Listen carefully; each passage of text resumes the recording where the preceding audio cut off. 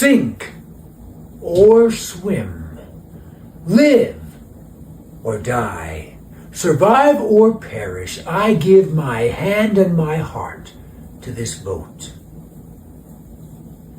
It is true that in the beginning we aimed not at independence, but there's a divinity which shapes our ends. The injustice of England has driven us to arms, and in her blindness to her own interest for our good, she has obstinately persisted, so that now independence is within our grasp. We have but to reach forth and touch it, and it is ours. Why then should we defer the declaration? Is any man so base as now to hope for reconciliation with England, which shall leave either safety to our country and her liberties, or safety to his own life and his own honor?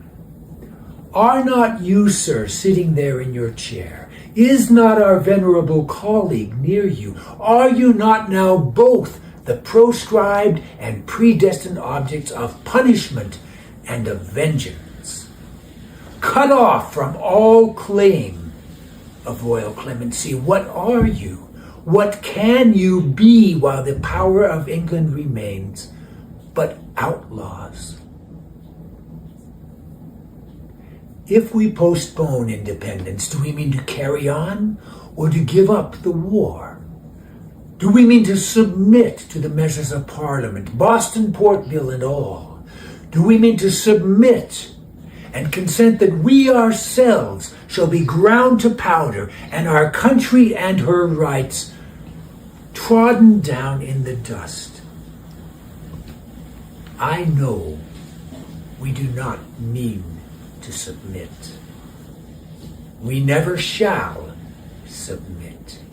Do we mean to violate that most solemn obligation ever entered into by men, that plighting before God of our sacred honor to Washington, when sending him forth to incur the dangers of war, as well as the political hazards of the times, we promised to adhere to him in every extremity with our fortunes and our lives?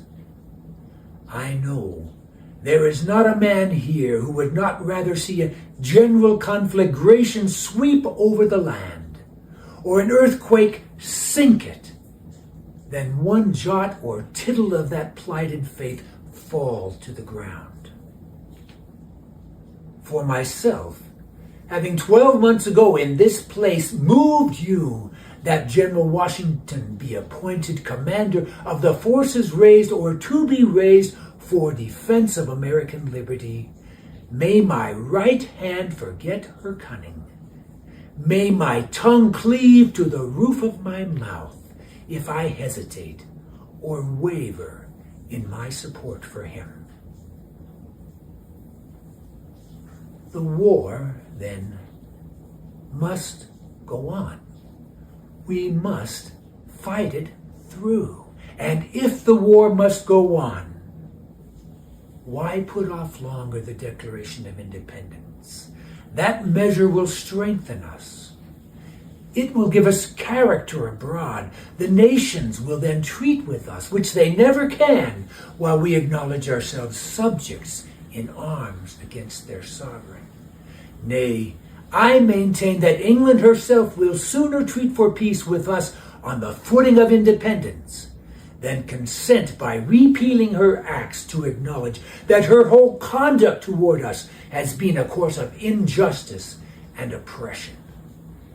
Her pride will be less wounded by submitting to that course of things which now predestinates our independence than by yielding the points in controversy to her rebellious subjects.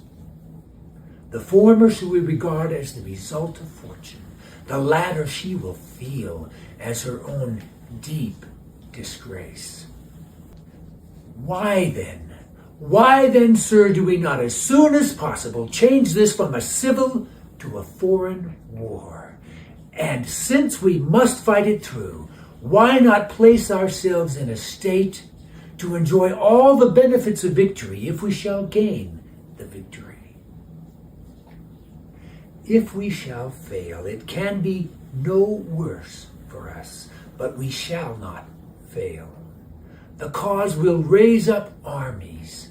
The cause will create navies. The people, if we are true to them, will carry themselves gloriously through this struggle. I care not how fickle other people have been found.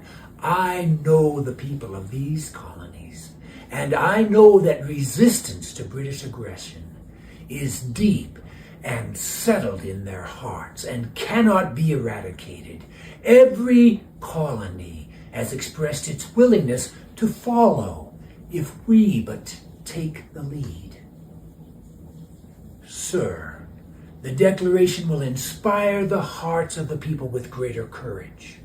Instead of a long and bloody war for the redress of grievances, for the restoration of privileges, for chartered immunities under a British king, set before them the glorious prospect of an entire independence, and it will breathe anew into them the breath of life. Read this declaration at the head of the army.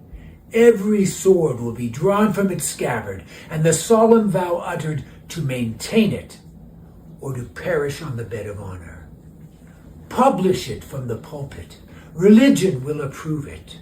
The love of religious liberty will cling round it, resolve to stand with it or fall with it. Send it to the public halls. Proclaim it there. Let them hear it who heard the first roar of the enemy's cannon. Let them see it who saw their brothers and their sons fall on the field of Bunker Hill and in the streets of Lexington and Concord, and the very walls will cry out in its support. Sir, I know the uncertainty of human affairs, but I see clearly through this day's business. You and I may indeed rue it. We may not live to see the time when this declaration shall be made good. We may die colonists, die slaves, die, it may be, ignominiously and on the scaffold. Be it so. Be it so. If it shall be the pleasure of heaven that my country may require the poor offering of my life, the victim will be ready at the appointed hour of sacrifice. May that hour come when it may. But while I do live, let me have a country, or at least the hope of a country, and that a free country. But whatever our fate may be assured, sir, that this declaration will stand. It may cost treasure, and it may cost blood, but it will stand, and it will richly compensate for both. I can see through the thick gloom of the present the bright hope of the future. You and I will make this a glorious and immortal day when we are dead in our graves. Our children will honor it. They will celebrate it with thanksgiving, with festivity, with bonfires and illuminations. On its annual return, they will shed forth tears, copious, gushing tears, not tears of subjection and slavery, nor of agony and distress, but tears of exultation, of gratitude, and of joy. Sir, before God, I believe the time has come. My judgment approves this measure, and my whole heart is in it. All that I have and all that I am, and all that I hope in this life, I am now ready here to stake upon it. And I leave off as I began, that live or die, survive or perish, I am for the Declaration. It is my living sentiment, and by the blessing of God it shall be my dying sentiment. Independence now, and independence forever.